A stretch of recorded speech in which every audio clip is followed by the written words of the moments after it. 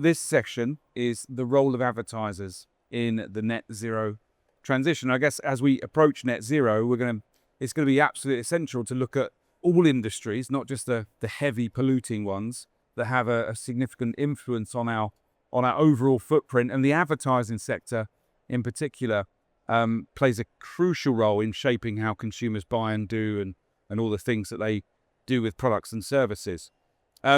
And this influence leads to what's termed as serviced emissions, the emissions resulting from increased consumption driven by advertising campaigns. Advertising is said to be responsible for 32% of the annual carbon footprint of each and every single one of us in the UK, which seems like a lot. And in response, initiatives like the UN's Race to Zero campaign have introduced frameworks to guide companies, particularly service providers, including advertisers, to measure and reduce those emissions, get them down. So we've got a great panel of 3 distinguished guests that have joined us. Thank you. So we have on the end there, Nusa Urbanic with Changing Markets.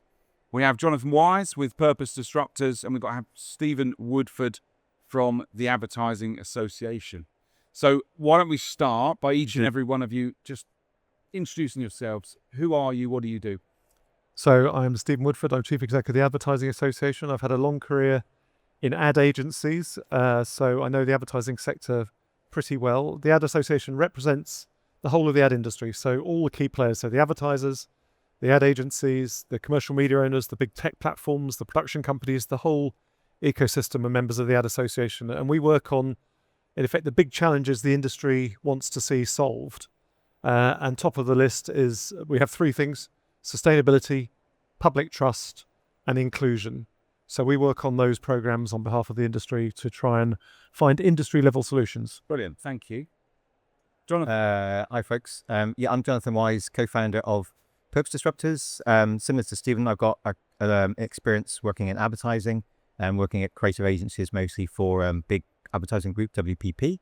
And then after completing a master's in sustainability at Ashridge Business School, I founded, after going and living in a wood to find out what it was to be a man and all that sort of stuff, went and set up a thing called Purpose Disruptors, and it's 3 of us, and we've been running about 5 years now. It's a not-for-profit, and we have 3 programs: Change the Brief Alliance, which is connected to one of Stephen's projects, Ad Net Zero, which is a training program for people to work out how they can change the brief to promote more sustainable behaviors.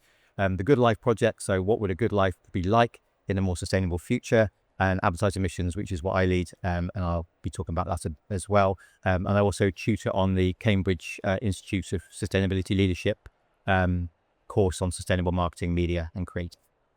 Great. Nusa? Thank you. So hi, I'm Nusa. I'm the CEO of Changing Markets Foundation. We're mostly a campaigning organization, and we run campaign around different topics, from plastic pollution to fashion and its reliance on fossil fuels, and then also unsustainable food systems, and how do we shift from, especially how do we reduce methane emissions, but then also how do we shift towards more plant-based products. And throughout our work, we kind of inadvertently became also a greenwashing observatory. So we've noticed that there's a lot of greenwashing across all the campaigns that we worked on. So we started this website called greenwash.com, where we wanted to kind of showcase how greenwashing looks in practice. And currently we cover fashion, plastic packaging, and food. So yeah, have a look, and maybe that's why I landed at this panel, although my knowledge in advertising industry is quite low. So an expert in greenwashing, wonderful. Yeah. We're going to get into a conversation, but if there are questions that you want to submit to the panel, then we do have a Slido going. So just open it up, find the Edie Extra stage on there, and submit your questions and who you want to address those questions to. But I wonder then, Stephen, if we could start with you, and I wonder if you could sort of elaborate on this notion, this concept of serviced emissions, and how that pertains to the advertising industry. So service emissions is a really simple concept, which is, in effect, it's the indirect emissions that arise from business advisory services. So if you think about accountants or management consultants or architects or advertising industry, there are lots and lots of businesses that advise other businesses. And if you look in the UK economy, UK particularly is a world leader in business services. So it's a big part of our economy. And those businesses can be anything from SMEs to huge multinational companies. But they tend not to have a huge footprint in their own right because they're offices and people and travel and so on. But the advice that they give can make a big difference. And I thought it was a great description that Race to Zero had in their report, which is that they're force multipliers, because their job is to advise businesses at a point of change. Yeah. Generally, consultants and so on come in when businesses are at a point of inflection and change. And obviously, there's a huge amount of consulting work going on at the moment around sustainability. The thing I'd say, particularly about how it applies to advertising, because obviously you look at advertising businesses, it's by various estimates, about $1 trillion spent globally on advertising. So it's a huge business. And where I think it differs to other business services is it does have a big supply chain. So if you look at the digital ecosystem, which is largely funded by advertising, that is around about between 3 and 4% of global emissions, depending on the estimates you look at. So it's the same size as the aviation industry. And that's because digital media and all media pervades our lives. We have billions and billions of devices powered by advertising ultimately. That's why all the apps and so on are free. And so advertising is at the core of, it's not the entirety of that ecosystem, but it's a key component of that ecosystem. So we do think it's very important to work on our supply chain as well as the influence that advertising has. Interesting. So it's about the influence. Yeah. How do you calculate that, Jonathan? How do you calculate the influence advertising can have on footprints, carbon footprints? Yeah, so I think that there's the direct emissions as which includes, like as you say, the business travel and things like offices and TV production, and then I think some of the digital supply chain as well. And then what I think for advertised emissions, we're looking at the reason why advertising ultimately exists, which is to help drive consumption on behalf of its clients. And so that's why I think the service emissions is interesting, because that's the link, because the influence that the industry has for its clients, at the base of the brief is how do we help drive consumption fundamentally for that particular brand or that particular client. And so the way that so advertised emissions is like service emissions for the advertising industry with its own methodology. And it kind of, this idea preceded actually service emissions. So we were invited by the UNFCCC to present on on advertising emissions at COP26. And interestingly, the title of the presentation was Enabling Transparency in Advertising.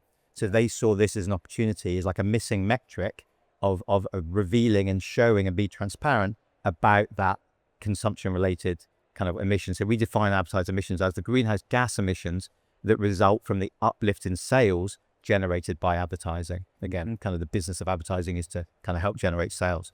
And so whilst it's about transparency, I think personally for me and for Purpose Disruptors, this is sort of like about like freedom of choice, because I think what we're trying to do is allow the individuals in advertising and allow the organizations to kind of get a better understanding of the climate impact that they have. So you calculate advertised emissions by ad spend times by the return on investment of that advertising times by the carbon footprint of the thing that you're selling. So if you're selling, let's say, Land Rover Discoveries, and you've got a big spend, that's going to be a lot of advertising. If it's really effective, that's great.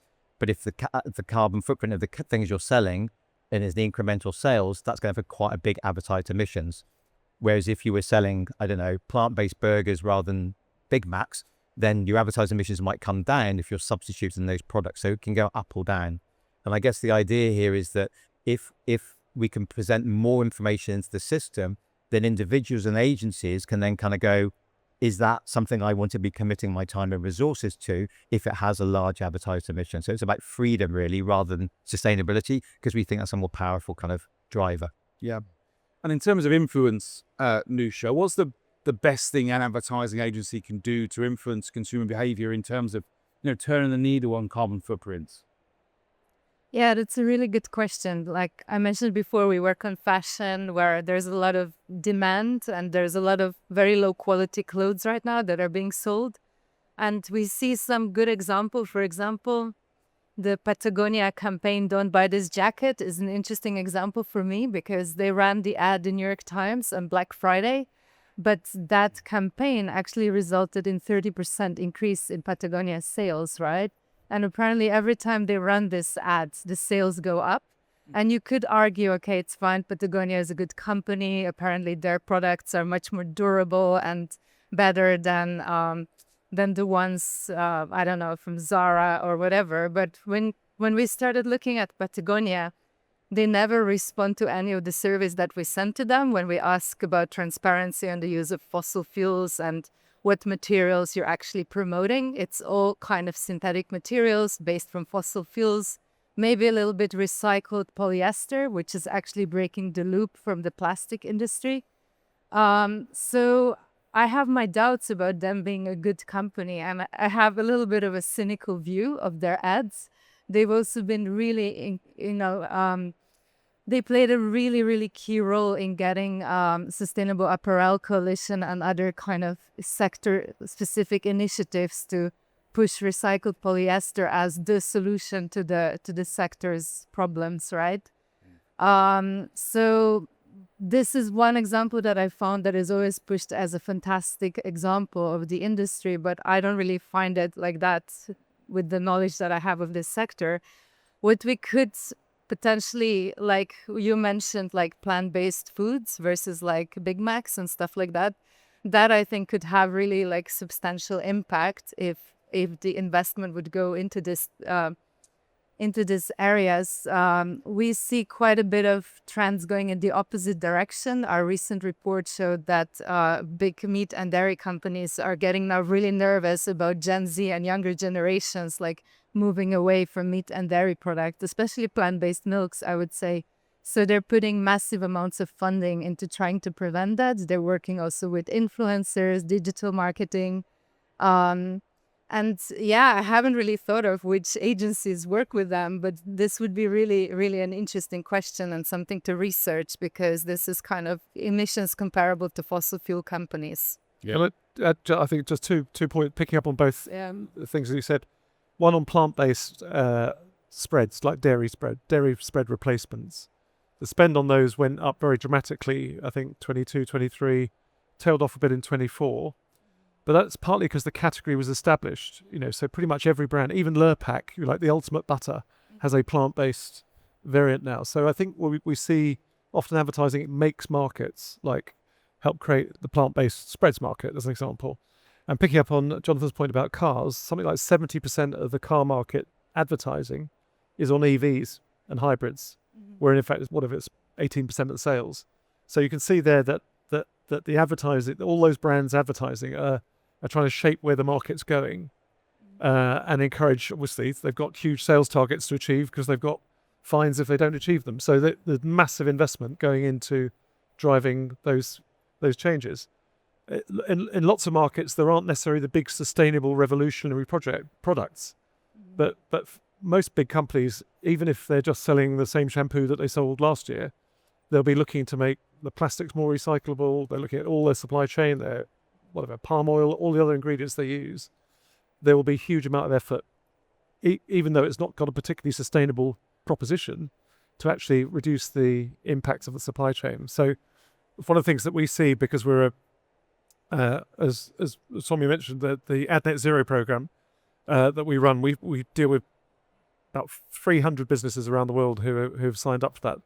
Everybody's on a journey, and advertisers are actually some of the most advanced in those journeys. So particularly when you see a broad range of businesses like that, actually it makes me feel optimistic, because there is a sense of urgency about this, and it is the detail that people work on. Because I'm sure everybody here in the room knows it's the detail of that supplier, not that supplier, or 2 people on a shoot versus 3 people on a shoot, or choosing a soundstage that runs on sustainable energy, which is some of the things that we do in advertising. So it's all about the detail, and you see a huge amount of effort going on that. Jonathan, can you tell us a bit more about your advertised emissions framework you've developed, and how that works, and how that differs from sort of scope 3 accounting? Yeah, I think so. What we in just saying in terms of the equation. So the equation is the equation, and so we've got some people who've already done that. So Dentsu, who's one of the big 6 holding groups, they've already included advertiser emissions as part of their CCFD report, because they've sort of understood that this is going to come down the track. They believe that this is going to come down the track, either from Scope 3, it becoming mandatory within Scope 3, or CSRD reporting, etc. So there's they've already worked with Accenture to work on their advertiser emissions, and then another agency that's featured in our report, which is basically we're using the framework from the service emissions. So within the Race to Zero, they talk about there are 6 areas that you should be thinking about in order to transform your business as a service provider, whether you're McKinsey or WPP or Freshfields. Strategy and vision, governance and management, institutional capacity. 3rd, client project selection. 4, client relationships. 5, measurement. And 6, systemic changes. So we're using this framework, of which advertiser emissions is part of it. And in this, we're showing that people are already on the journey, as Stephen says. So we've got 2 global agencies, M&C Saatchi and Oliver, and they're already doing all these things, and they're starting to look at the methodology of advertiser emissions. And we've got we're funded in part by the UK government from the Knowledge Transfer Partnership, again to kind of increase the methodology rigor. So yeah, I think this is the way that we've been thinking about this. Is it's like, what is the economy going to be like, and what is our participation in helping make that happen? So in the UK, obviously, Keir Starmer has said that we're going to see a 81% reduction in emissions by 2035. And so at the moment, advertising and the whole economy is directed at sustaining, or largely, the existing levels of consumption.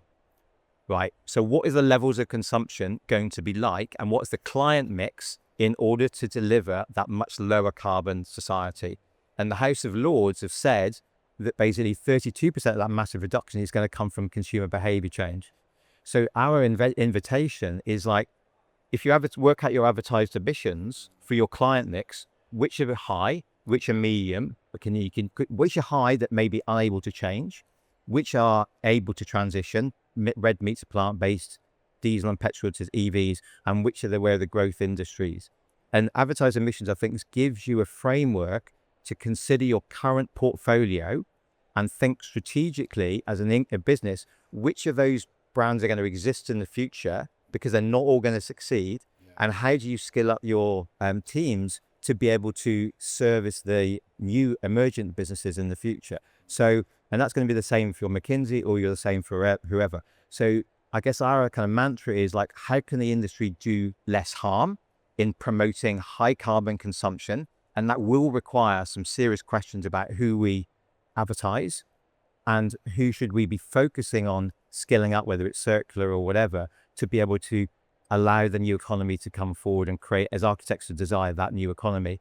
And so I think it's this really interesting tension about, do you want to help lead the society towards this economy, or do you want to be a laggard and stay where you are? And I think the framework allows that level of conversation. And what's the role of investors? I mean, in that flow of money, in holding advertising companies to account when it comes to service emissions? What role do the investors play? Yeah, I mean, it's interesting. So one of the big 6 holding companies is called Publicis. And they've been in trouble on greenwashing, for example, around their work on Total and rebranding that as Total Energies. And so there was a letter that went to the CEO of Publicis and the board, asking them, what are you doing about hard to abate sectors like fossil fuels, because this is now a financial risk. Antonio Guterres, the UN Secretary General, has said there should be a global ban on fossil fuels. So investors are saying, is this now a stranded business, stranded client, because you need to now report this. And so they were saying, in order for you then as Publicis to better manage the risk of your clients, you need to start reporting on your advertised emissions. And we're also seeing a request from that in the States. So advertised emissions is a way for businesses to manage the financial risks of the clients they're in. And ITV's done some interesting work on this as well, because if you've got exposure for clients that are no longer going to exist, or their businesses are going to be heavily impacted, like coffee and chocolate, if they're not going to advertise, the investors need to know about that, because your share price is going to be pretty screwed. So it's a risk management tool as much as it is a client selection, building a different economy tool. We had a question come in, which is an interesting one. Will companies rely more on influencers for their advertising strategy instead of the traditional agencies? I mean, To get around this point, I guess. yeah, I think that's a really interesting question. Like when we were doing research around meat and dairy companies and what they're trying to do to kind of tackle this perceived threat or real threat that young generations are eating more plant-based products, we've seen that, influencer work is really, really massive, and they're really kind of thinking about which influencers they want, how they speak to Gen Z. So they work with especially YouTube influencers, then different people that do podcasts. And then there's basically the White Lotus star that did Wood Milk ad. I don't know if you've seen that, but actually Audrey Plaza is her name. So she did an ad that plant-based milk is actually similar to wood milk. So therefore, it's not very nutritious. We've actually looked at all these narratives that they're using. And a lot of the narratives are actually kind of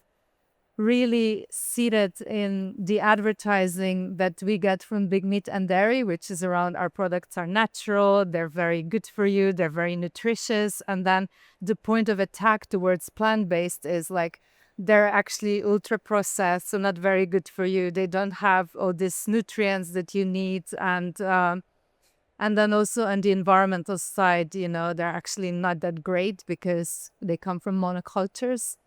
These are actually, this is not greenwashing, right? This is actually like a real targeted attack on the competition, and also really going after the population groups that are kind of on the front line of taking up this product. So that's kind of also something maybe to think about, when they're doing something that is actively undermining the transition. Like, how do you take that into account in your emissions calculations?